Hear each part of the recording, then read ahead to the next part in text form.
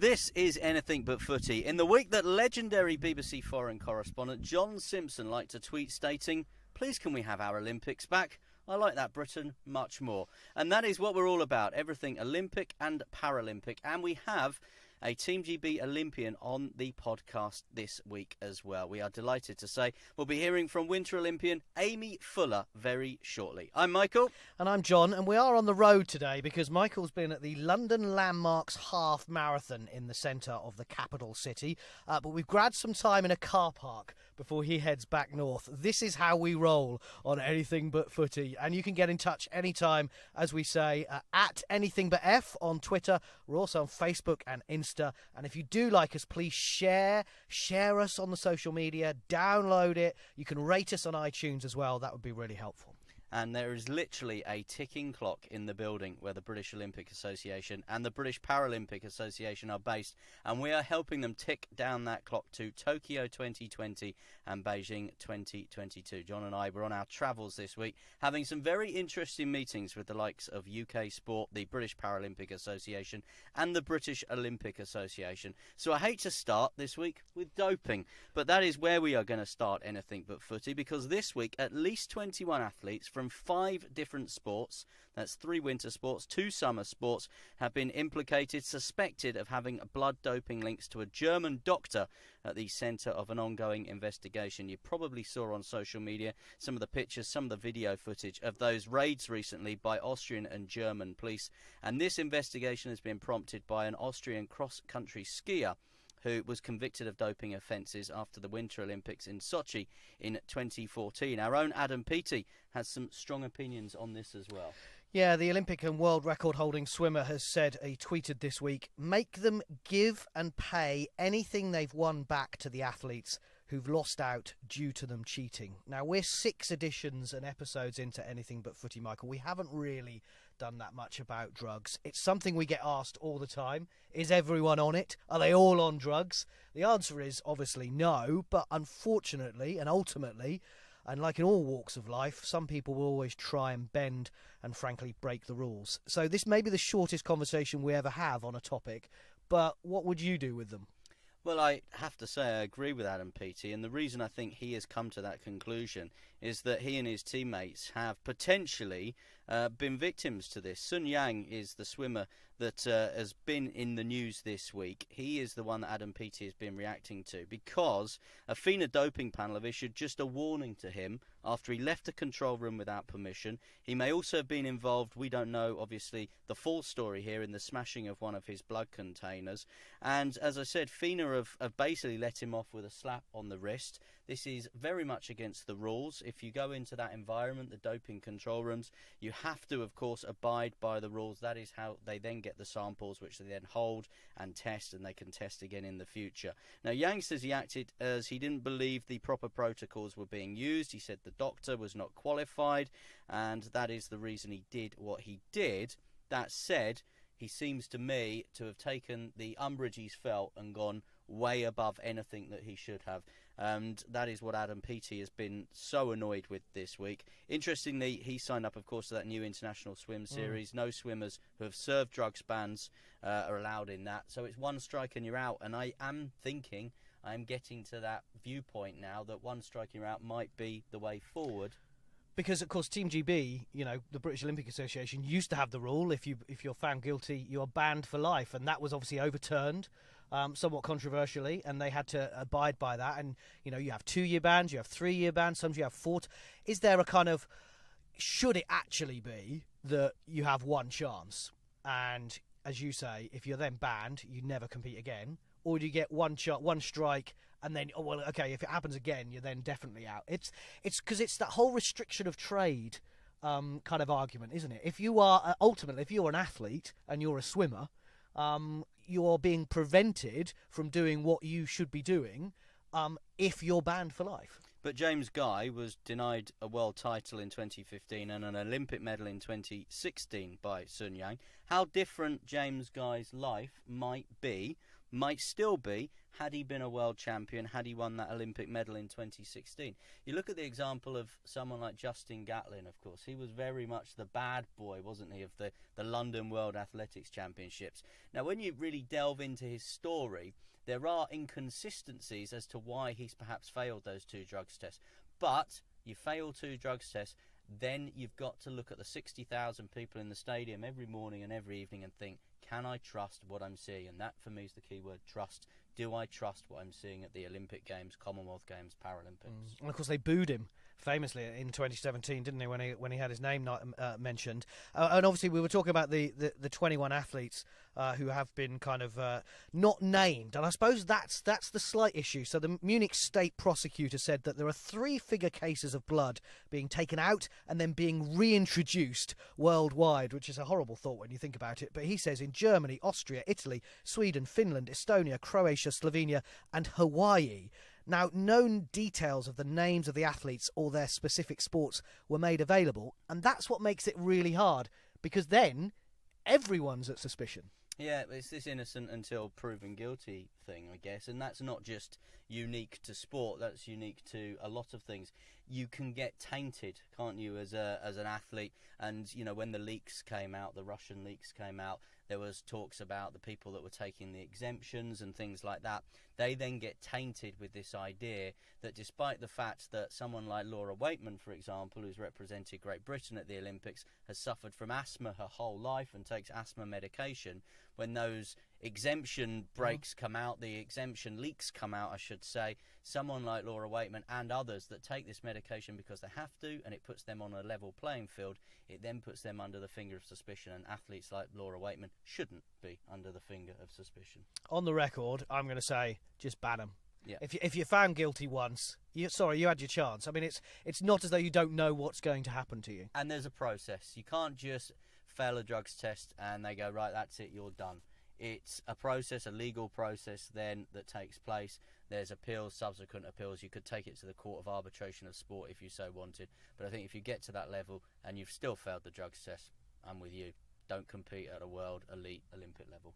I just don't understand how anyone ever defends it, but that's just my humble opinion. But I'd always really love to be able to think the majority of athletes are clean. That's why we do this podcast. I love to think that there's trust in everything we watch, and you know, whilst we talk about some controversy, if you like, in the world of sport, we'll move it on to cycling. And Team Sky have been supremely successful, but supremely controversial, of course. And we know that there is an issue going on at the moment. There is an adjournment of the tribunal of their doctor, Richard Freeman, who's at the centre of much of this controversy at the moment. But they now have their opportunity, I guess, from a PR point of view, to wipe the slate clean, because Team Sky will be no more, and at the Tour De Yorkshire, a new dawn. Team Ineos will be launched. It's Sir Jim Ratcliffe, his chemical company, will be the new sponsor of the team, who have won 8 Grand Tours. But Dave Brailsford will still run the show. You might know the name Ineos because they also sponsored Sir Ben Ainsley's America's Cup team. But is this a chance for Team Sky, Team Ineos as it now is, with the 6-day series taking place in Manchester at the Velodrome at the moment as well? Is this a chance for them to kind of reset and relaunch? I think it is. But I think what's interesting is that this is probably, and look, you always get, when you have sponsors, you always get controversy, which we'll probably talk about in a moment.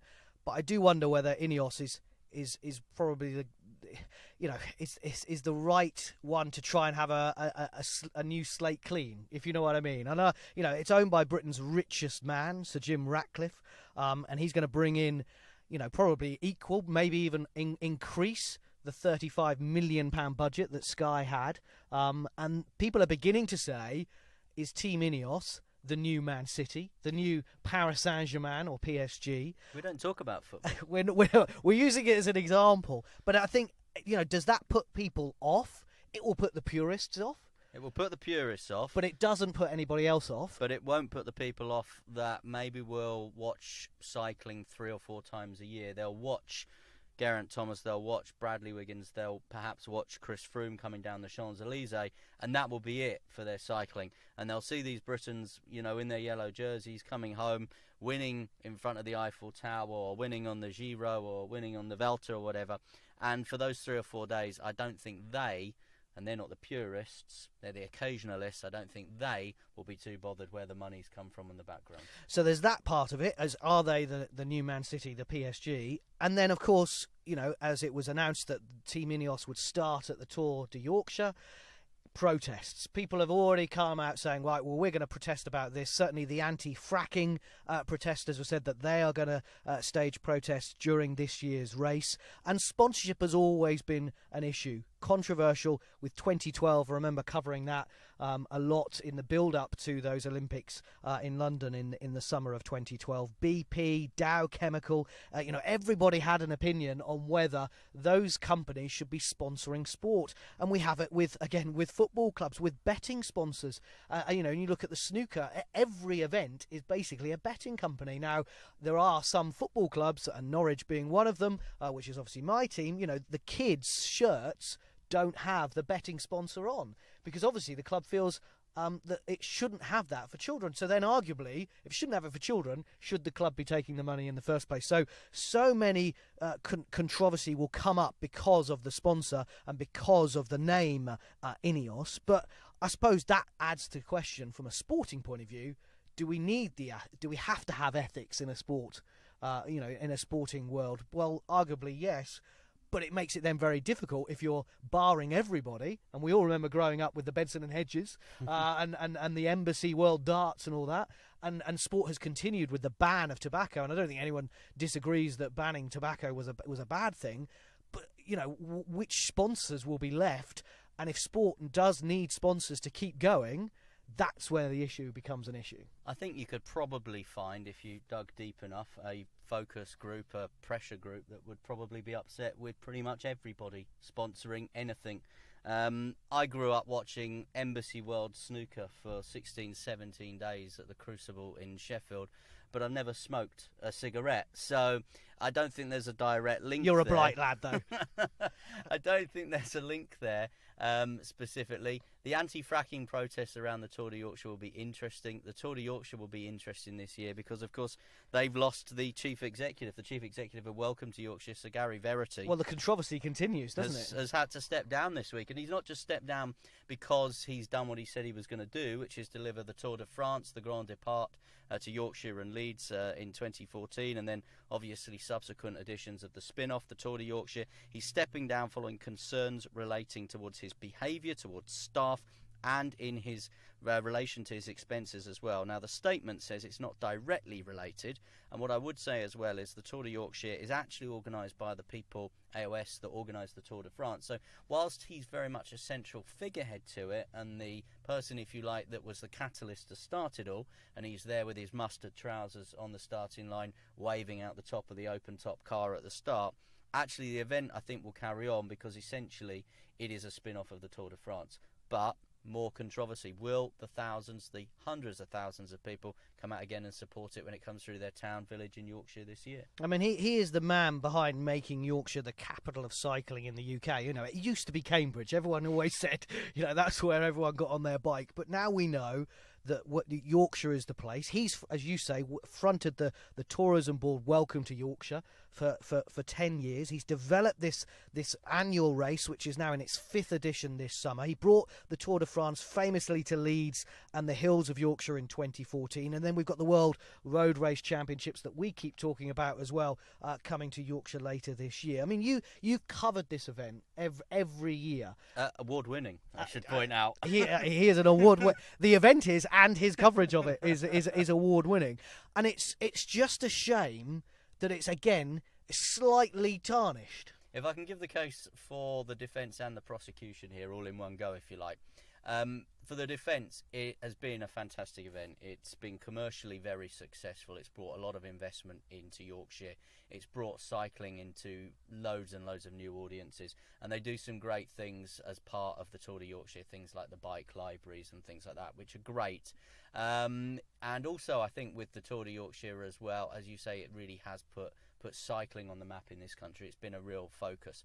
For the women as well, they've now got 2 days on the tour. I think that's very, very important. Women's road racing cycling is very much the poor relation, and I think Yorkshire has really sort of pushed the boat out there and done a great job, helped, of course, by having these Lizzie Armitstead in Yorkshire, of course, and willing to take part.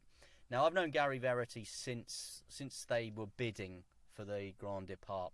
He was very open, very media friendly at the start. That did change over time. I found him a more prickly character at times as maybe the pressure mounted. Yeah, as the pressure mounted, as the success got better, he very much, I think, enjoyed being the centre of attention, as I said, in those lead cars, waving out the sunroofs, and actually became a kind of harder figure to press down, certainly in media terms. I know media's not the be-all and end-all, but I can only speak from what I know.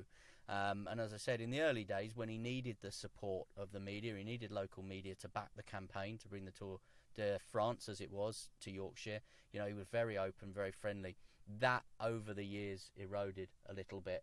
And I just think it's a real shame for lots of very good people that I know that work at Welcome to Yorkshire, and obviously, as I said, work as part of the Tour de France team, that bring a really good event to these shores every year. And it's a shame that this year, I think whatever happens, it will still be a little bit tarnished by what exactly has gone on there, and we don't know exactly what's gone on there, but there's obviously issues around staff and issues around expenses which he's had to repay. Yeah, and just to say that a statement from Welcome to Yorkshire is that Verity is paying back the money owed on that. But you're right, Michael, a huge blow for the highest profile edition of this event, the Tour de Yorkshire. It's the 5th one, as I say, with Team Ineos there, and then this happening with Sir Gary Verity as well.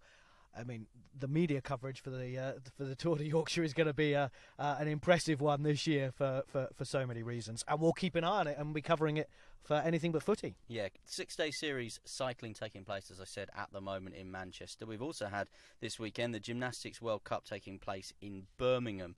The men's event was live on BBC television on Saturday afternoon. The women, I'm afraid, were hidden behind the red button on Saturday night, and just some delayed highlights. And then, of course, it was competing with this other event, which Simone Biles and Max Whitlock were taking part in. So you had the Gymnastics World Cup with GB's Joe Fraser and Jamie Lewis, who finished 4th and 9th respectively, up against Max Whitlock and Simone Biles. Now, for me, Simone Biles is up there with the Williams sisters as, one of the very, very best sports people that we've produced, maybe certainly in the 21st century and possibly before that. As I said, up there with the Williams sisters, Martina Navratilova, Billie Jean King, people like that. She is at that level as far as I'm concerned.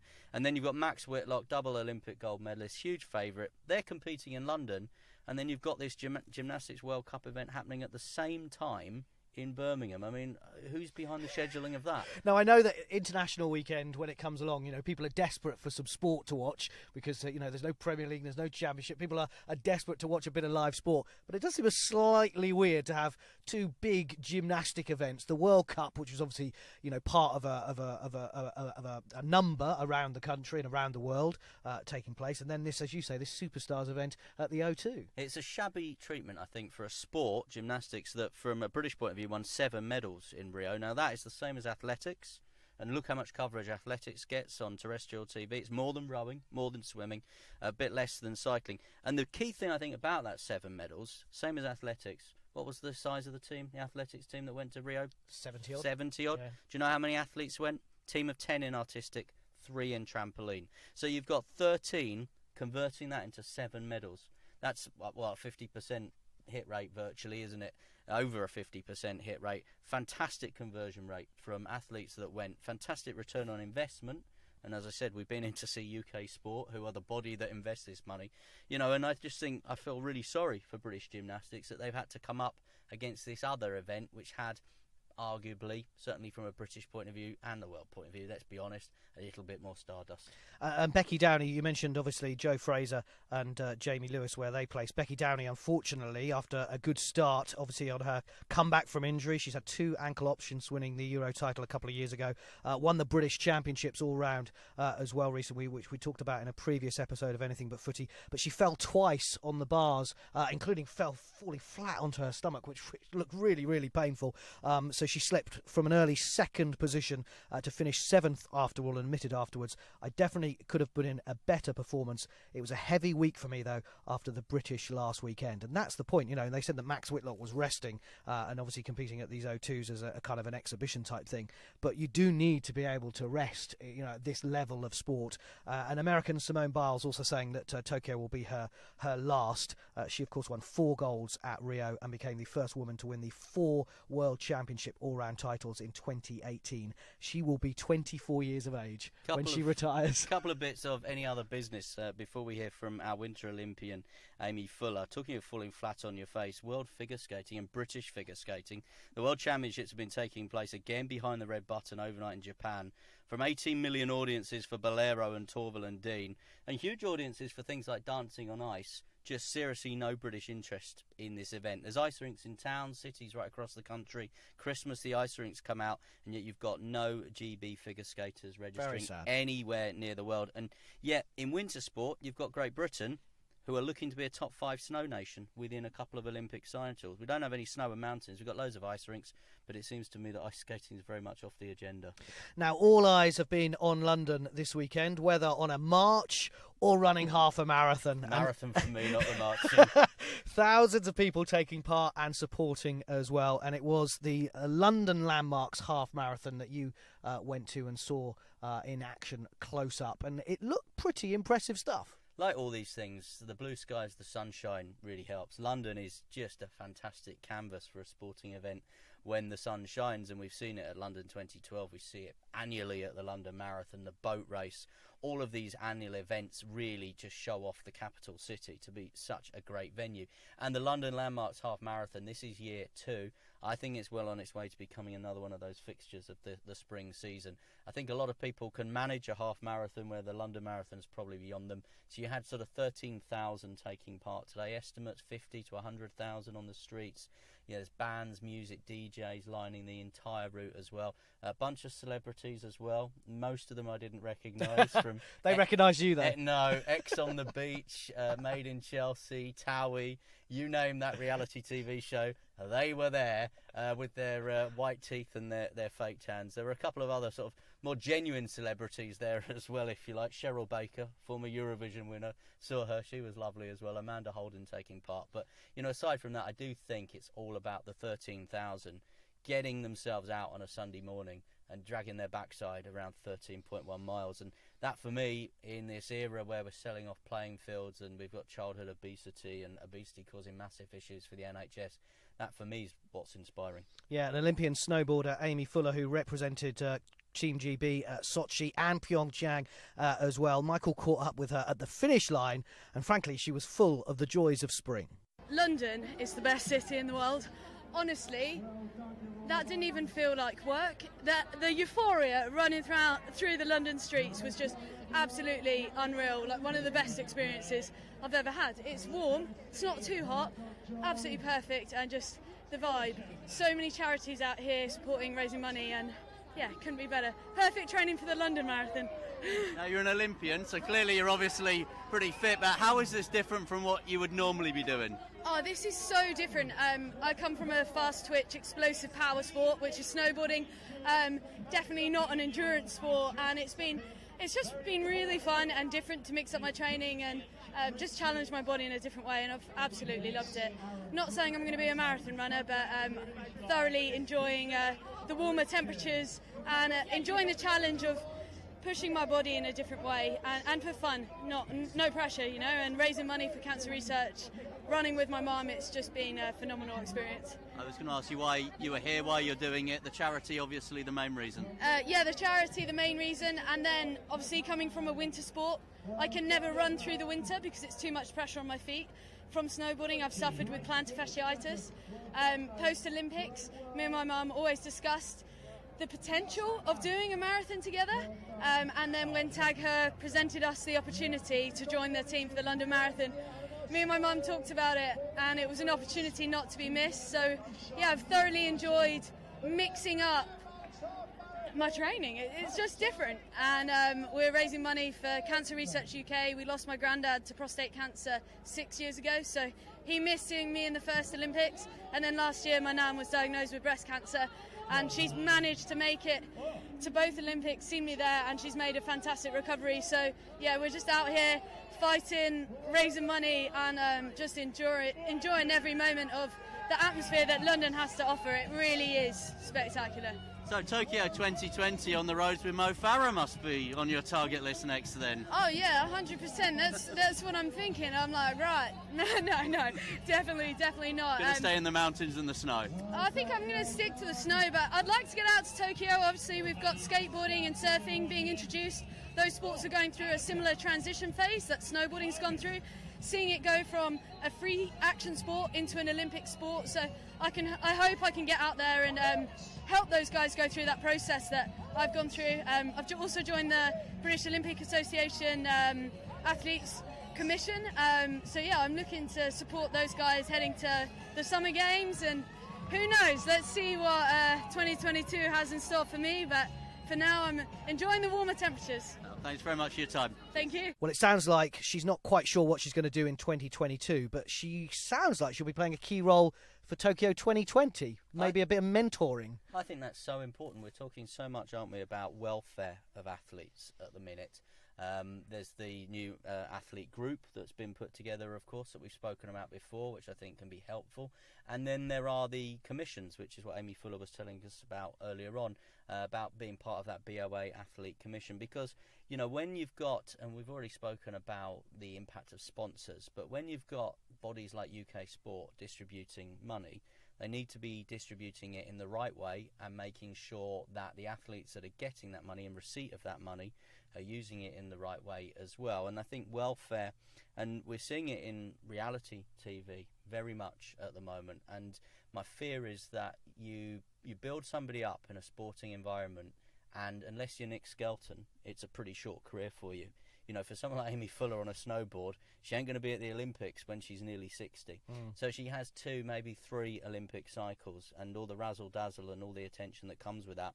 What happens next? What happens when Aimee Fuller can no longer be a snowboarder? So to hear her saying, and I've met her and interviewed her a few times, and she seems bright and level-headed, and she's obviously got a brain switched on, and she's already planning for her future. But to hear her say that she wants to go and help those that are maybe going to Tokyo in these new disciplines like skateboarding, surfing, people that have never been in that bubble, that goldfish bowl before, for me, I think I would really welcome that, and I would hope that organising committees from bid cities and, you know, host nations look to their past and their former athletes to really help, whereas where welfare is concerned.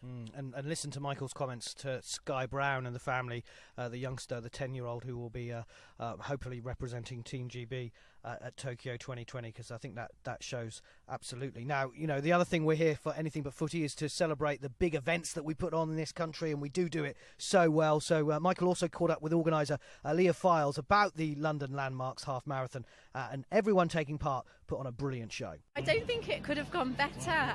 The atmosphere is absolutely incredible down here today. The sun is shining, there's lots of smiling faces. We're seeing feedback on Facebook, the best running event ever. I'm just so happy that all the hard work from the team has paid off and everyone seems to be having a great time. And in this time where we hear a lot about obesity, we hear a lot about selling off school playing fields, for example, it must be so heartening to see 13,000 people in the centre of London taking on 13.1 miles. Absolutely. As well as celebrating London's history and culture, the London Landmarks Half Marathon is all about getting people fit and healthy. And the good thing about a half marathon is you have to train for it. You can't just run a half marathon. And what we found from the event last year is that after people had done the half marathon, it encouraged them to stay fit and healthy after, and to go on and run other distances after. So yeah, it's been brilliant to see that. And if people want to join Jenny Faulkner, Amanda Holden, Cheryl Baker, Michelle Heaton, I could go on and get involved in this, been inspired to take part in this next year, what should they do?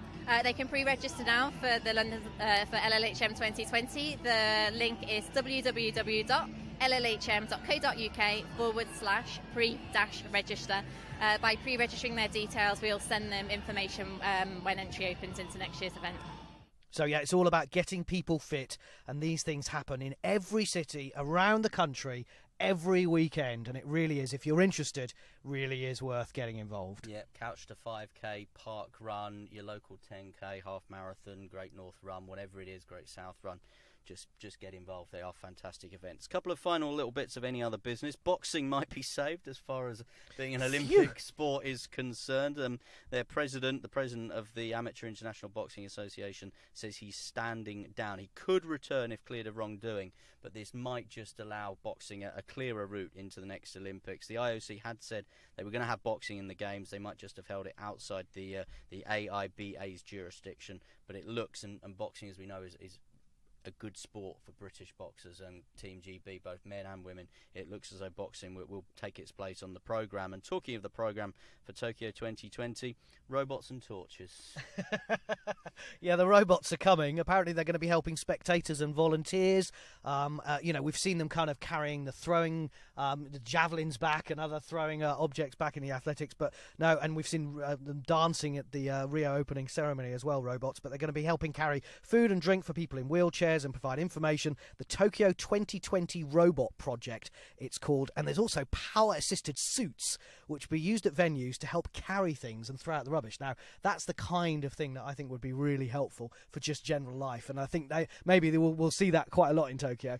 And the torch has been unveiled as well this week. I remember in the build-up to London 2012 and Rio how exciting these landmarks were. And the torch has been unveiled. It's another exciting step on the path to Tokyo 2020 where, as we said, there's literally a ticking clock in the reception area where the BOA and the BPA are based and preparing. If you want to get in touch with us on Twitter, anything but F, we're on Facebook, YouTube, Instagram. You can find us on iTunes, Spotify, or your usual podcast platform. Tell your friends, like it, share it, and rate us well.